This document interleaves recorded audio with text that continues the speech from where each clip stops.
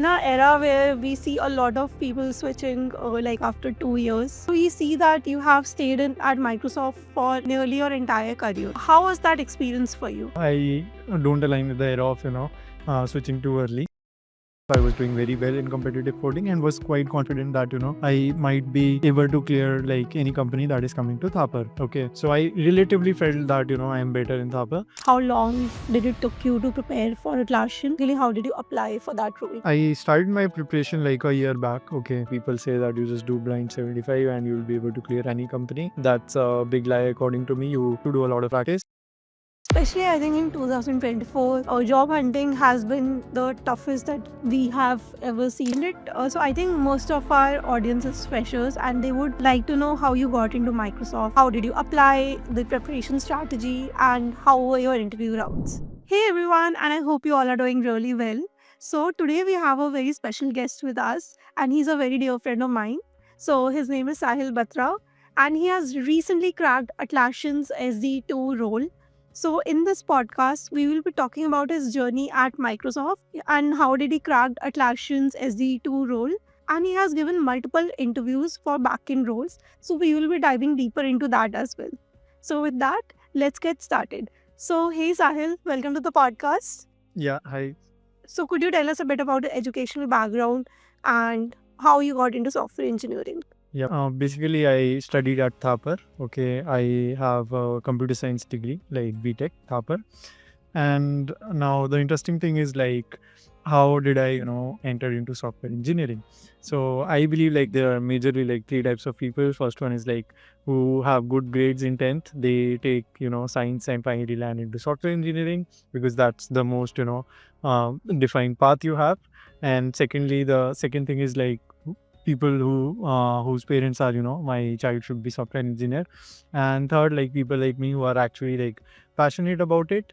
So I'm like mix of passion and mix of like who had like good grades. So I thought computers is something I love, and why not just be a software engineer from the very starting. Like I might be in like fifth, sixth class, I just loved computers and I thought software engineering is something I have to do. So coming to your career, can you talk a bit about the companies that you have worked in? Sure. I think I have only worked in like one company, that is Microsoft. So I joined Microsoft as an intern. Okay. 2 months internship. Then I did like 3 months internship and finally like full time. So, and now I'm like, I just switched to Atlassian. So now I'm part of Atlassian. Yeah. Yeah, that's awesome. So in our era where we see a lot of people switching like after 2 years, like in 1 year, 2 years. So we see that you have stayed at Microsoft for in nearly your entire career. How was that experience for you? Yeah, I think like first of all, I kind of like don't align with the era of switching too early, because I believe that you should just stay at least like 3 years in a company to at least like understand a given system. So I don't see a company as a company, but as a university where I have just got in and I need to learn something, and to learn something from that product, I feel like at least like for freshers, 1-2 years are like very small period.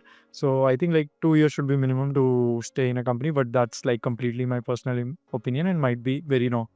Okay, so yeah, like that's why like I stayed for 3 years and had a lot of learnings over here. And so I think most of our audience is freshers and they would like to know how you got into Microsoft, like your from how did you apply, the preparation strategy, and how were your interview rounds? So as I mentioned, like I joined Microsoft as an intern. Yeah. Okay. So I was in third year. I was like 1600 plus on Code Forces, 5-star on Code Chef. So I was doing very well in competitive coding and was quite confident that I might be able to clear like any company that is coming to Thapar. Okay. So I relatively felt that I am better in Thapar. So companies came, RCCM came, I got into the rounds, I got rejected from D Shaw. And like there are just 5 companies that come, and out of the 5 companies, all of them like didn't select me. So I was like quite shocked, and But at the same time, I found, something missing. The missing thing was that, I'm a good competitive coder. But what I realized that if there is a classical hard problem, like from DP or something, that might be like more than like 2000 or around 2000 problem, and I'm just 1600. So I just can't be like so confident just by doing competitive coding. I have to kind of go and grind read code. So that's what I realized.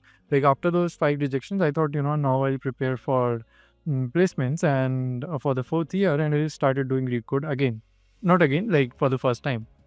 So I just started grinding a lot of lead code, and after say 6 months, Goldman Sachs came to our college, and then that was a shock. Like it usually doesn't come, but I was super happy because first of all, like I got an opportunity, and second of all, like Goldman Sachs, if ask like all competitive coding questions which you have not seen in, especially in internship and fresher level.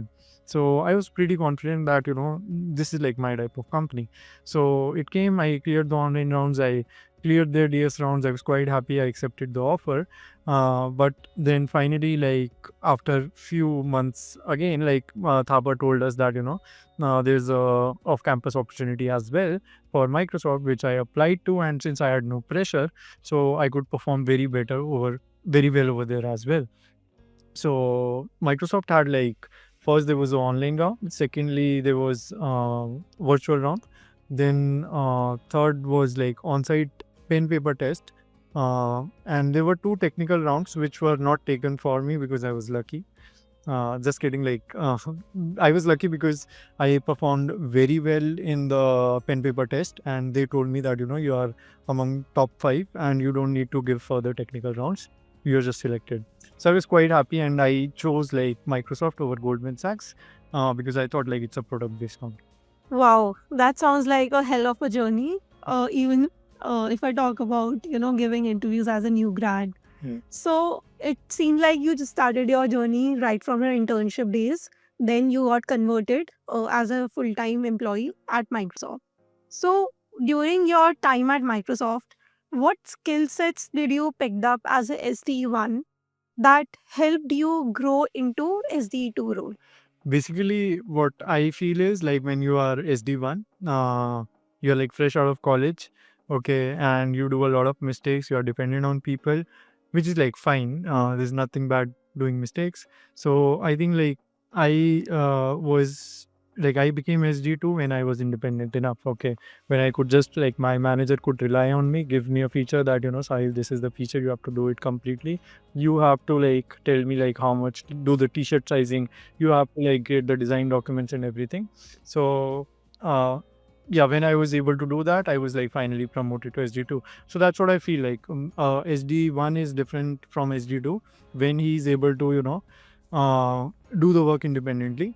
And I don't think like there's a hell of a difference between both of them. Like they're very close. It's just that one is independent, has more experience, more maturity towards work, like how production environment distributed system works, while SD1 is like just a fresher, so it's difficult for him. Yeah. Right, that makes sense.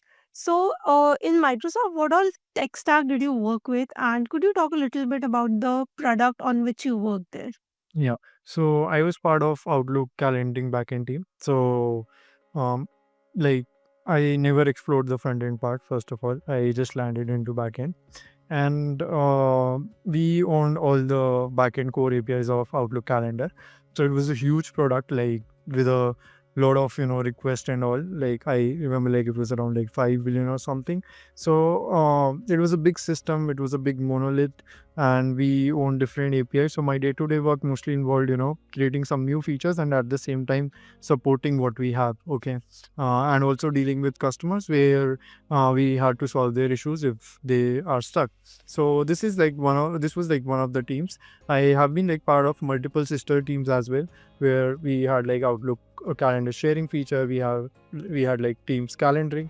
So I was part of multiple teams where I mostly learned about like distributed system and backend in general. Got it. So, your expertise is in backend technologies, right? So, in backend, what all tech stack did you work with? Yeah, in backend, like majorly Microsoft uses like C# and .NET. Okay. Okay, and for database, like they have their own internal database, and like most of the tools you'll use in Microsoft, they'll have that in-house. Okay, like message queues and everything will be in-house. So I worked with like multiple technologies, but all of them were in-house, but very closely related to, like, if you compare a message queue, then it was close to like Kafka. If you compare a database, then it was like close to MongoDB, not MongoDB, like it was like much more complex. But yeah, I'm just giving an example. So that's what I worked on. Yeah. Got it. So it's thank you first of all for sharing so much about your journey at Microsoft. Or then finally, like what suggestion do you have for the present SDE ones who are looking to get promoted to SDE2 role? So first of all, like I believe, like this is my, again, like my personal belief and might not be right.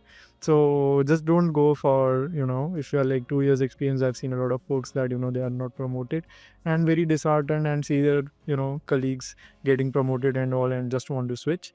So that like SD2 thing looks very good. But if I talk personally, like I got promoted in 1 year, 8 months or something. But I don't think like I was actually mature like an SD2. Okay. I think like the most important thing is to have learnings. Okay. It's a like a long marathon and not a quick race which you have to win.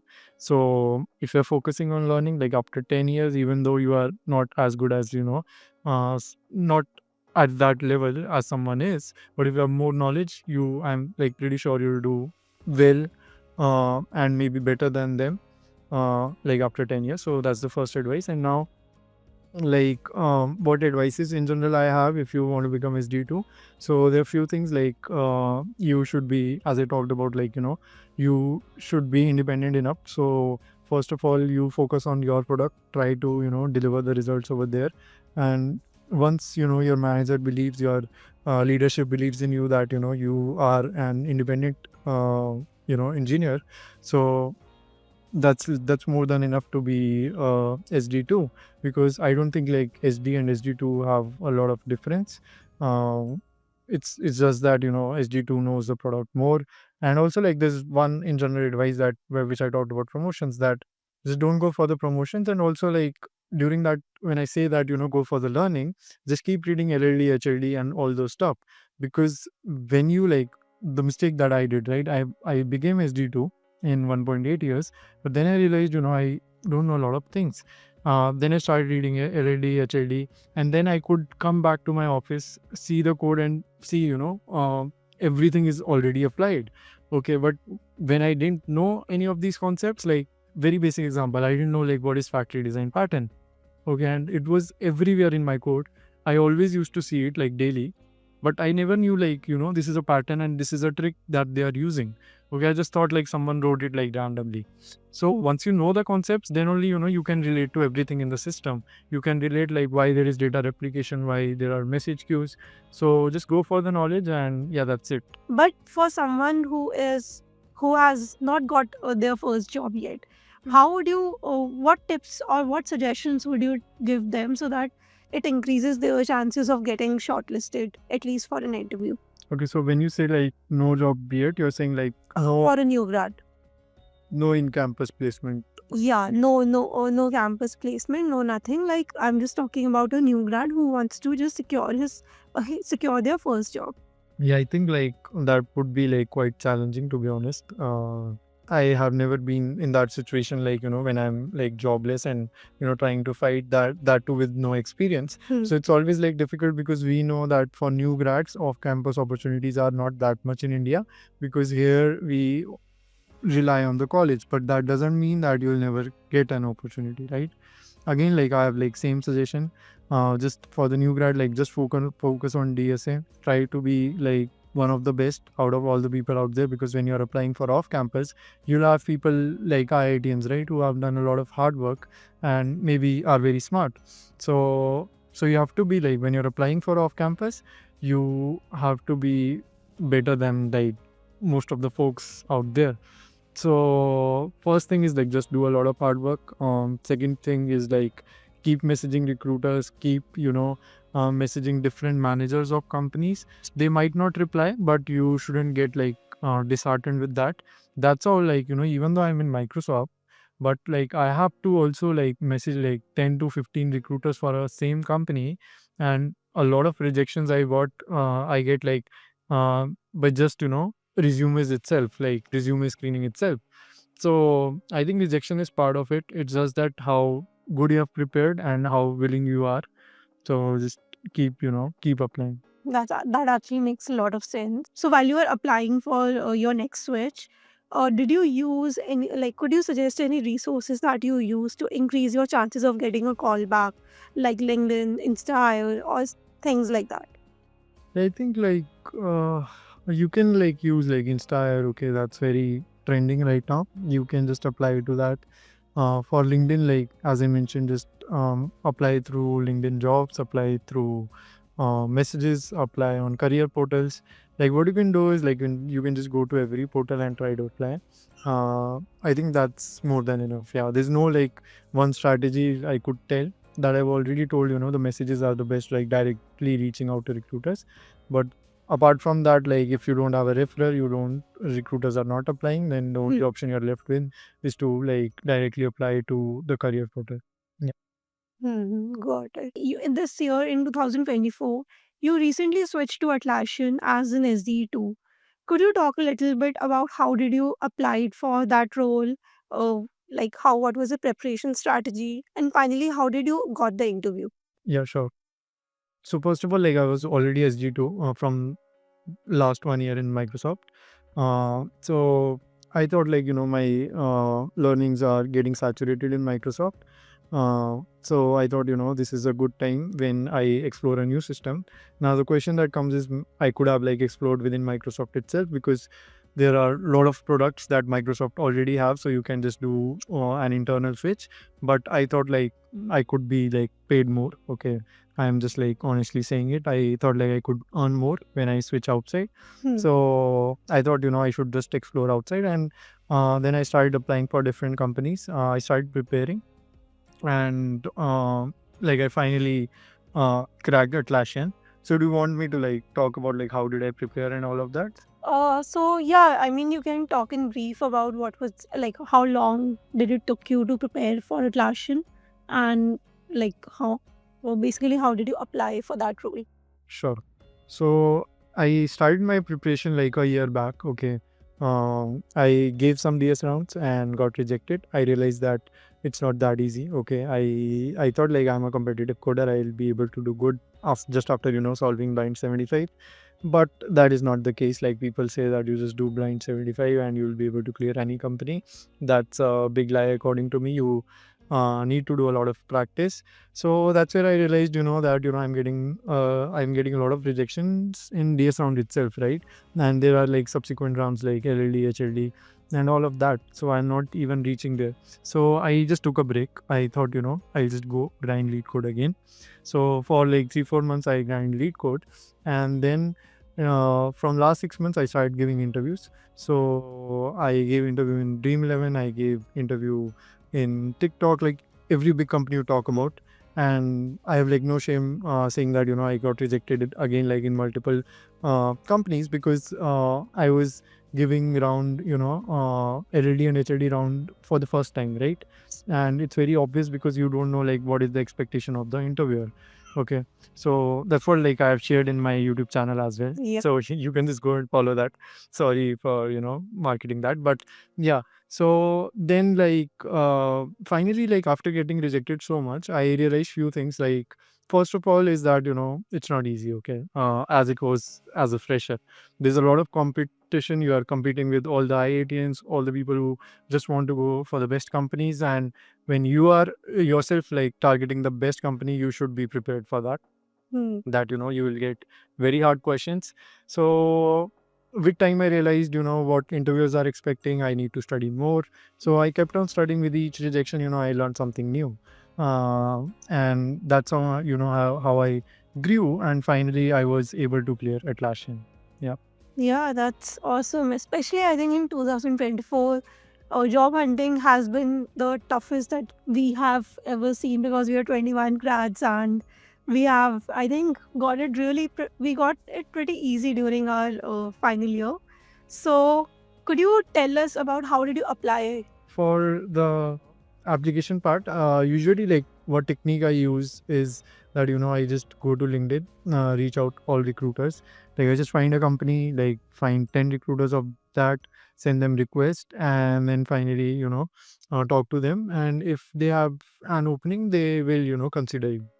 So, but for Atlassian, it was different. I just reached out to recruiters, got no good response initially because there might not be like good openings. So I saw one opening on career portal. The last option I had was just to apply that with the help of a referral. So I asked one of my friends to give a referral, and I applied.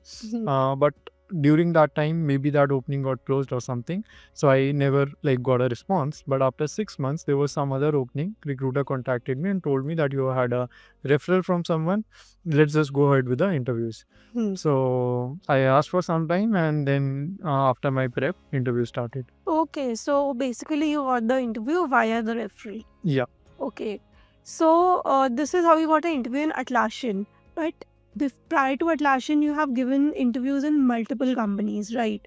So given that there is already a very difficult situation in terms of hiring, and there are a lot of layoffs happening since last couple of years, how did you navigated this entire job hunt time? Like, could you provide any tips, any strategies so that you can increase your chances of getting an interview at least? Yeah.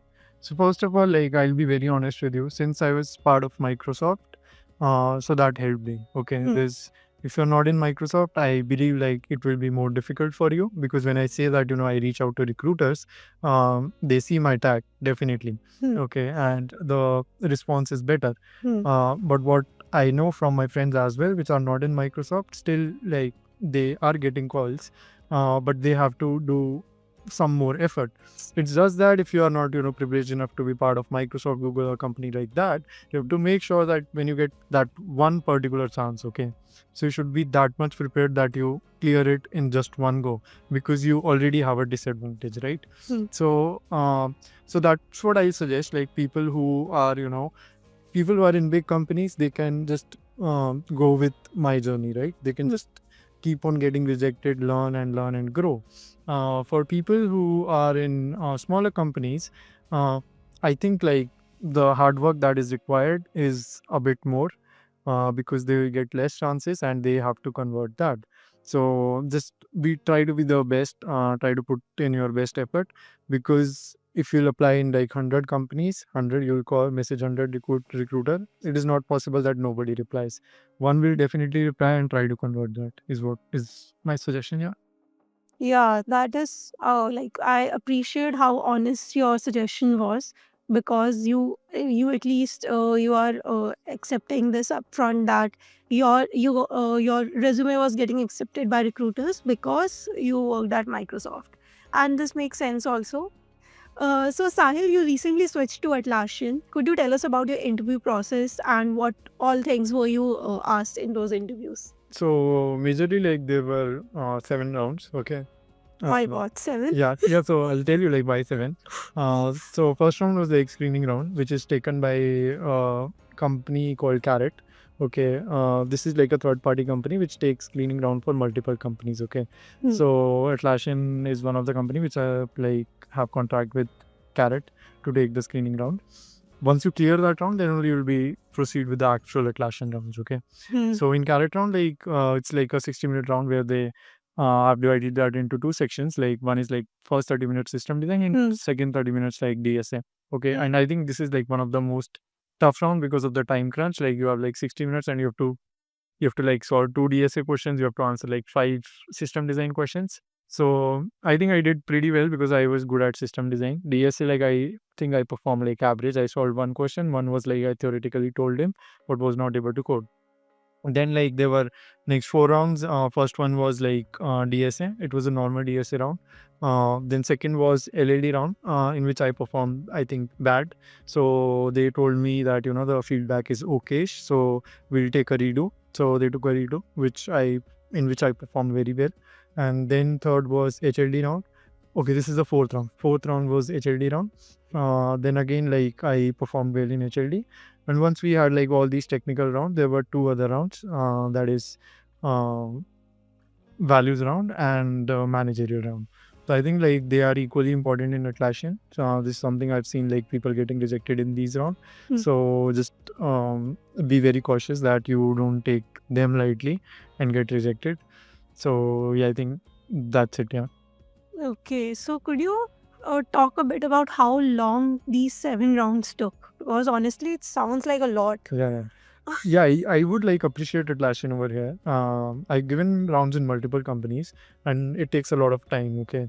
But in Atlassian, somehow like they took my first round, screening round. After like 4 days, they scheduled like the DSA round. And like this, I think this whole process like happened like within like 3 weeks, which is like quite impressive, right? Like doing a redo and Yeah. everything within 3 weeks. Then they took some like 1 week or something to get the results. So yeah, there's this procedure like they send it to hiring committee and discuss and all within the company, and then they gave me the offer. Yeah. So it seems like your experience was pretty good in these entire 3 weeks because because you were able to get a offer out of it, and even though you like messed up a couple of interview rounds, that did not like really affected the outcome of your interview process. Yeah. Right. So specifically, if we talk about Atlassian's rounds, what advice would you give for someone who is preparing to get into Atlassian?